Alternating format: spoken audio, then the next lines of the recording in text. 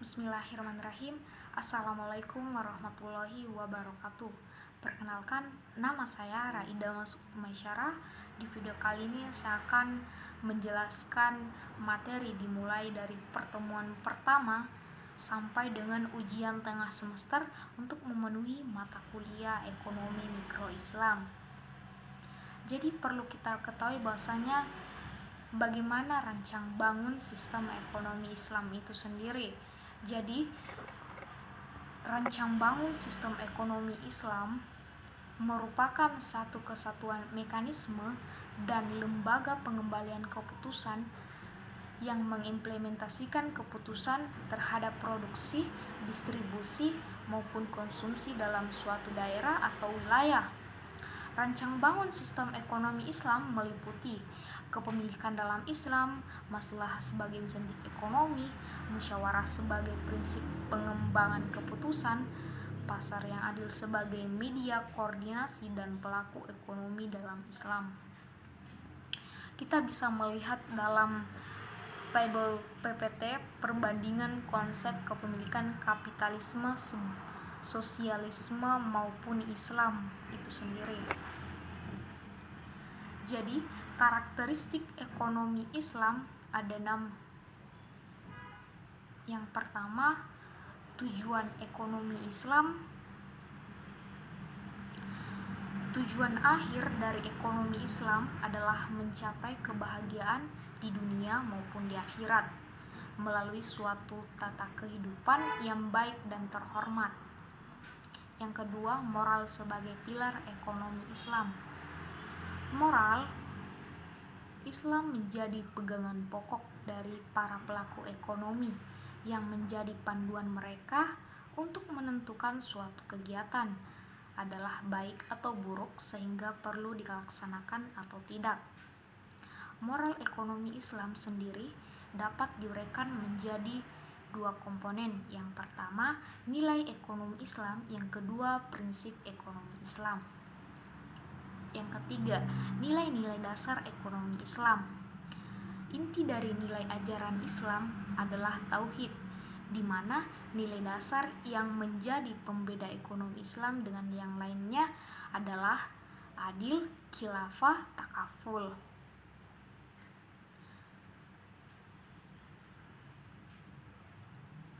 Yang keempat, prinsip ekonomi dalam Islam. Prinsip ekonomi dalam Islam merupakan kaidah-kaidah pokok yang membangun struktur atau kerangka ekonomi Islam yang digali dari Al-Quran atau Sunnah. Prinsip yang akan menjadi kaidah pokok yang membangun struktur atau kerangka ekonomi Islam meliputi kerja, kompensasi, efisiensi, profesionalisme, kecukupan, pemerataan kesempatan, kebebasan, kerjasama, persaingan, keseimbangan, solidaritas, dan informasi simetri. Yang kelima, basis kebijakan ekonomi Islam. Basis kebijakan ekonomi Islam, segala sesuatu yang akan menjadi persyaratan bagi implementasi ekonomi Islam sebagai suatu keharusan. Basis kebijakan ini meliputi yang pertama, penghapusan riba, kedua, pelembagaan zakat, yang ketiga, pelarangan gharar, yang keempat, pelarangan yang haram. Yang terakhir atau keenam, paradigma ekonomi Islam. Paradigma sendiri merupakan serangkaian pandangan yang menghubungkan suatu yang idealisme yang abstrak dengan gambaran praktik yang tampak. Sudut pandang dalam paradigma ekonomi Islam dapat dikelompokkan menjadi 2. Yang pertama, paradigma berpikir dan berperilaku, yang kedua, paradigma umum. Kita beralih ke konsep dasar ekonomi Islam, di mana konsep dasar ekonomi Islam itu terdiri atas pengertian ekonomi kelangkaan dan biaya peluang. Yang pertama, apa sih itu ekonomi? Pengertian ekonomi diperkenalkan pertama kali oleh ahli filsafat yang berasal dari Yunani bernama Xenophon, yang terdiri dari kata oikos yang berarti keluarga atau rumah tangga, dan nomos yang berarti peraturan, aturan, dan hukum. Alfred Stonyard mengelompokkan 3 ilmu ekonomi. Yang pertama, ilmu ekonomi deskriptif, kedua ilmu ekonomi terapan, dan ekonomi teori.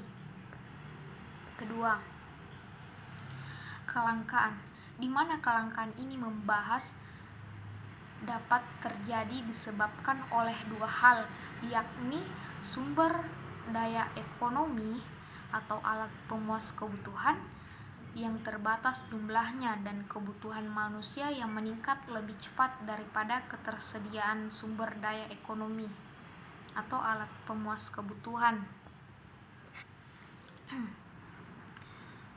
Berdasarkan pengertiannya, ada beberapa penyebab kelangkaan, yaitu yang pertama, pertumbuhan penduduk, yang kedua, sifat konsumtif manusia, yang ketiga, keterbatasan produksi, yang keempat, bencana alam, dan yang kelima, letak geografis. Yang ketiga, biaya peluang.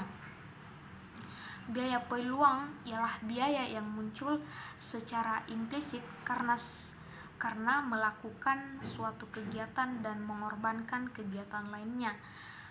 Biaya sehari-hari muncul dari kegiatan apa yang kita lakukan, sedangkan biaya peluang muncul dari kegiatan lain yang tidak bisa dilakukan. Biaya peluang ini berarti biaya yang dikeluarkan ketika memilih suatu kegiatan. Motif dan prinsip ekonomi. Motif ekonomi, kata motif berasal dari kata motif yang berarti alasan atau penggerak, sehingga dapat dipahami motif ekonomi merupakan setiap alasan atau dorongan dan kegiatan yang dilakukan seseorang atau badan untuk melakukan kegiatan ekonomi. Yang dimaksud dengan prinsip dasar ekonomi adalah patokan perilaku ekonomi dalam perekonomian yang mengarahkan bertindak dan berkesesuaian dengan apa yang diharapkan oleh pelaku ekonomi tersebut dalam mengambil keputusan. B. Beberapa masalah dalam perekonomian. Di sini kita bisa melihat bahwasanya masalah-masalah yang terdapat dalam perekonomian meliputi barang apakah yang akan diproduksi dan berapa banyaknya. Kedua, bagaimana caranya barang tersebut diproduksi. Yang ketiga, untuk siapa barang diproduksi.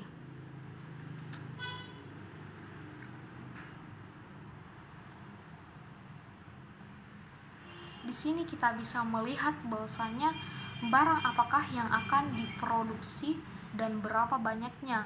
Hal ini tentu berhubungan dengan skala prioritas pemenuhan kebutuhan masyarakat, karena menghasilkan barang yang ternyata belum dibutuhkan akan mubazir dan menimbulkan kerugian besar bagi produsen.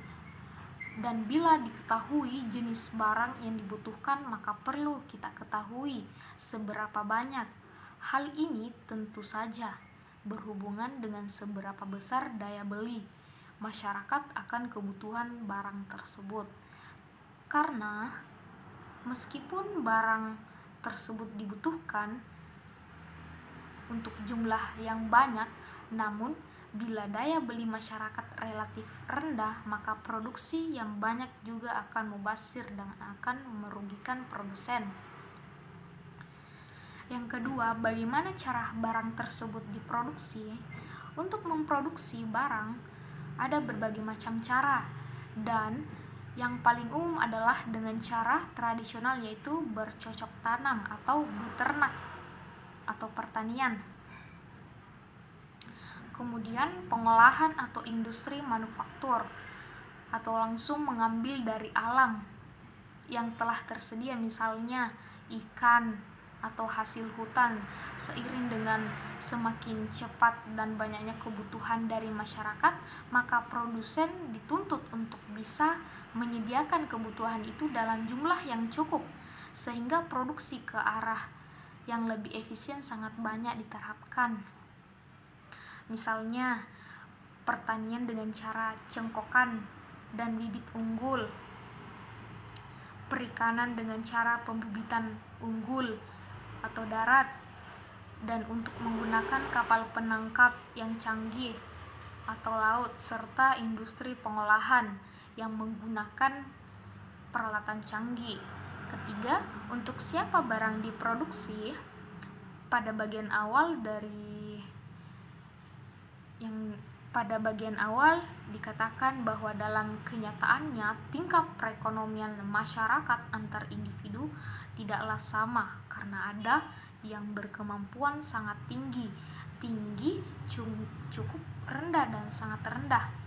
Untuk masing-masing status itu, tentu saja produsen harus menyesuaikan produksinya, atau dalam hal ini tentu saja lebih dari satu, agar individu yang berstatus kemampuan sangat tinggi tidak dengan seenaknya menguasai hasil produksi, maka produsen haruslah bisa mendistribusikan produknya sesuai dengan ketingkatan kemampuan individu yang dimaksud.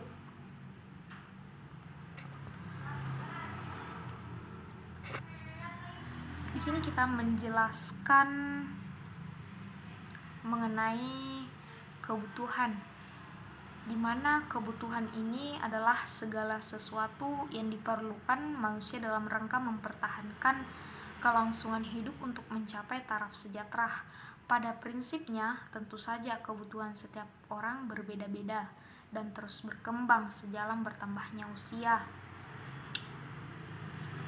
Kebutuhan manusia terhadap benda ataupun jasa dapat memberikan kepuasan kepada manusia itu sendiri, baik kepuasan jasmani maupun kesehatan maupun kepuasan rohani. Yang pertama, jenis kebutuhan. Jenis kebutuhan terbagi 4. Yang pertama, intensitas. Yang kedua, waktu pemenuhannya. Yang ketiga, sifatnya. Yang keempat, subjeknya. Kebutuhan menurut tingkat intensitas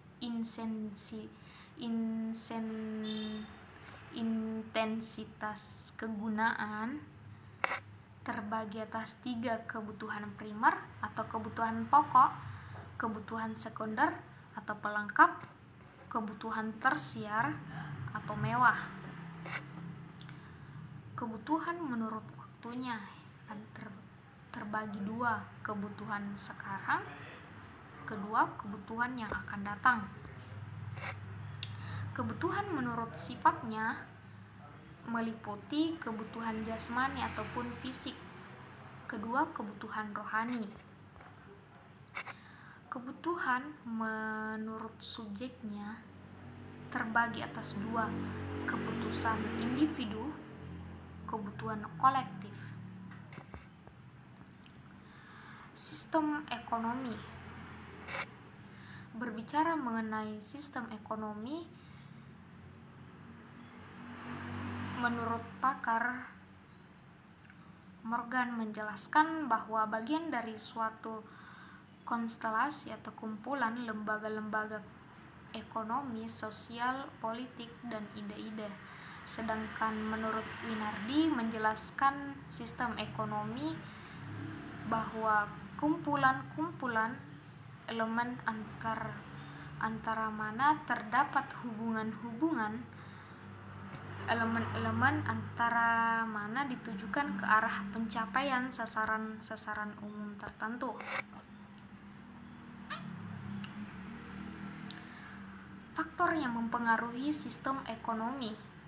Di sini kita bisa melihat bahwa Faktor yang mempengaruhi sistem ekonomi itu meliputi sumber-sumber historis, kultural, cita-cita, keinginan-keinginan, dan sikap penduduknya.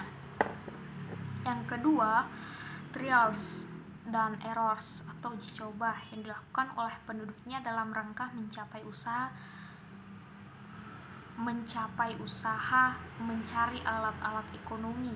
Yang ketiga, filsafat yang dimiliki serta teorisasi yang dilakukan oleh penduduknya pada zaman lampau atau sekarang. Yang kelima, sumber daya alam termasuk iklimnya. Jenis-jenis sistem ekonomi yang utama terbagi 3. Sistem ekonomi kapitalis. Yang kedua, sistem ekonomi sosialis. Yang ketiga, sistem ekonomi campuran, di mana sistem ekonomi kapitalis merupakan suatu sistem ekonomi di mana kekayaan yang produktif terutama dimiliki secara pribadi dan produksi terutama dilakukan untuk dijual. Namun walaupun demikian, ternyata perekonomian di negara-negara maju pun terdapat sektor usaha yang dimiliki oleh negara baik skala kecil maupun besar. Dengan kata lain bahwa tidak 100% segala sektor usaha dilakukan oleh swasta atau pribadi.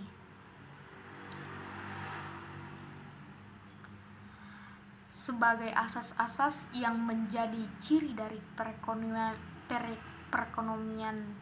bebas atau kapitalis antara lain, yang pertama, hak milik pribadi, kedua, kebebasan berusaha, yang ketiga, motif pokok yang berpusat pada kepentingan diri sendiri, keempat, persaingan, kelima, ketergantungan pada sistem harga, keenam, peranan pemerintah yang terbatas.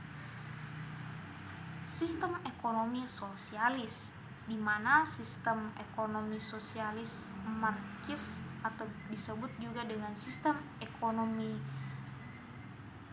komando, di mana seluruh unit ekonomi tidak diperkenankan untuk mengambil keputusan secara sendiri-sendiri atau masing-masing yang menyimpang dari komando otoritas tertinggi, yaitu partai. Otoritas tertinggi menentukan secara rinci arah serta sasaran yang harus dicapai dan yang harus dilaksanakan oleh setiap unit ekonomi, baik dalam hal pengadaan barang yang tergolong untuk sosial maupun barang untuk pribadi, baik sebagai produsen maupun konsumen. C. Sistem ekonomi campuran.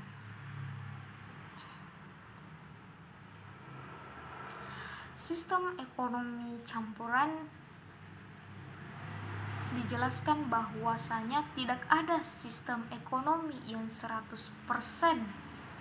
murni, baik itu sistem ekonomi kapitalis atau liberal maupun sistem ekonomi sosialis atau komando. Umumnya sistem ekonomi tersebut telah mengalami perubahan atau pengurangan sebagai kesesuaian dengan keadaan negara, zaman yang berubah, serta keadaan masing-masing negara yang berbeda-beda.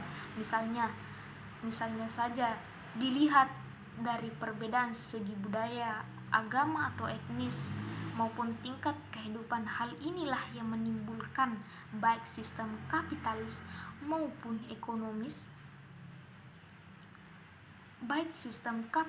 maupun sosialis yang memiliki kelemahan dan kelebihan yang mendorong negara tersebut untuk tidak memiliki sistem ekonomi kapitalis dan tidak juga sosialis, namun sistem ekonomi campuran seperti halnya Indonesia. Sistem ekonomi Indonesia yang termasuk sistem ekonomi campuran itu disesuaikan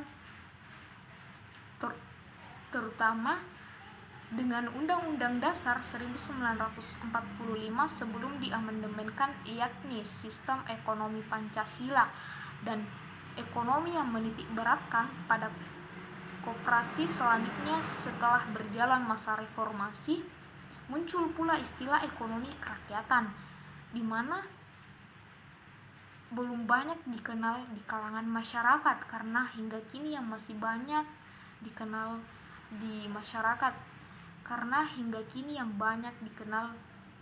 masyarakat adalah sistem ekonomi campuran. Kita beralih ke kegiatan ekonomi. Dalam ilmu ekonomi, faktor produksi antara lain: yang pertama, produksi.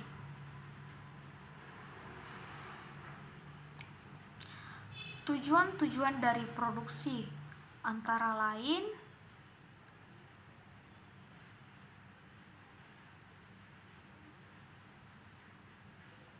menghasilkan barang atau jasa. Kedua, meningkatkan nilai guna barang atau jasa. Yang ketiga, meningkatkan kemakmuran masyarakat. Yang keempat, meningkatkan keuntungan. Yang kelima, meningkatkan lapangan usaha. Yang keenam, menjaga kesinambungan usaha perusahaan. Faktor produksi. Di dalam ilmu ekonomi, faktor produksi terdiri dari 4 macam, yaitu pertama, tanah atau sumber daya alam, natural resource. Kedua, tenaga kerja atau labor. Yang ketiga, modal atau capital, dan skill atau kewirausahaan entrepreneurship. Yang kedua, distribusi. Distribusi di mana kegiatan ekonomi yang menjembatani kegiatan produksi dan konsumsi. Dalam arti luas, kegiatan distribusi mencakup kegiatan yang pertama, pengangkutan, penjualan dan pembelian, penyimpanan, pembakuan standar kualitas barang, dan penanggung resiko. Ketiga, konsumsi. Tujuan konsumsi dapat digolongkan menjadi 4. Mengurangi nilai guna barang atau jasa secara bertahap, menghabiskan nilai guna barang atau jasa sekaligus, memuaskan atau bermanfaat untuk kebutuhan fisik, memuaskan atau bermanfaat untuk kebutuhan rohani. Pengertian, tujuan, prinsip, dan manfaat ekonomi syariah. Pengertian ekonomi syariah ialah suatu cabang ilmu ekonomi yang berupaya untuk memandang, menganalisis, dan akhirnya menyelesaikan permasalahan-permasalahan ekonomi dengan cara Islam, yaitu berdasarkan ajaran agama Islam, yakni Al-Quran dan Sunnah Nabi. Yang kedua, tujuan ekonomi syariah. Yang pertama, memposisikan ibadah kepada Allah lebih dari segalanya. Yang kedua, menyeimbangkan kehidupan dunia maupun akhirat. Yang ketiga, mendapatkan kesuksesan perekonomian yang diperintahkan oleh Allah Subhanahu wa Ta'ala. Yang keempat, menghindari kerusuhan dan kekacauan perekonomian.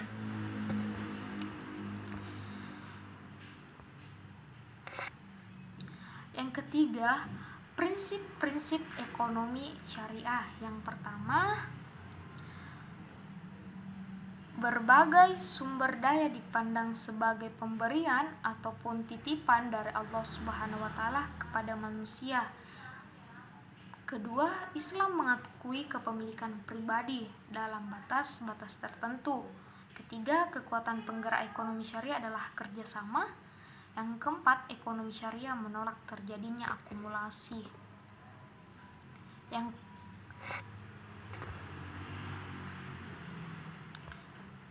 Yang kelima, ekonomi syariah menjamin kepemilikan masyarakat dan penggunaannya direncanakan untuk kepentingan banyak orang. Yang keenam, seorang muslim harus takut kepada Allah Subhanahu wa Ta'ala dan hari penentuan di hari kiamat. Yang ketujuh, zakat harus dibayarkan atas kekayaan yang telah memenuhi batas atau nisab. Yang kedelapan, Islam melarang riba dalam segala bentuk. Prinsip ekonomi syariat diantaranya adalah menurut Zainuddin Ali tahun 2008 yang mengatakan tidak melakukan penimbunan atau ihtikar, tidak melakukan monopoli, menghindari jual beli yang diharamkan. Manfaat ekonomi syariah. Manfaat ekonomi syariah meliputi mewujudkan integritas seorang muslim yang kafah. Yang kedua, menerapkan dan mengamalkan ekonomi syariah melalui lembaga keuangan Islam. Yang ketiga, praktik ekonomi berdasarkan syariat Islam dan mengandung nilai ibadah.